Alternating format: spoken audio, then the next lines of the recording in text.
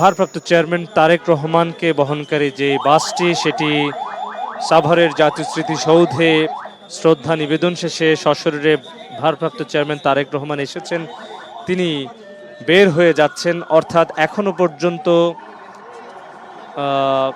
তাকে বহনকারী যে লাল বাসটি সেটি কিন্তু স্মৃতিসৌধের ভেতর থেকে বের হয়ে আসছে। তার সামনে যে প্রটোকলে যে কয়েকটি গাড়ি ইতিমধ্যেই মূল ফটকে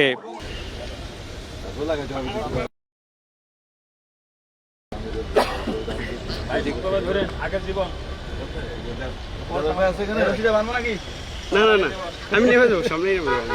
আমাদের গাড়ি সেকেন্ড গাড়ি চলে যাবো। একটা লোক নাই, একটা লোক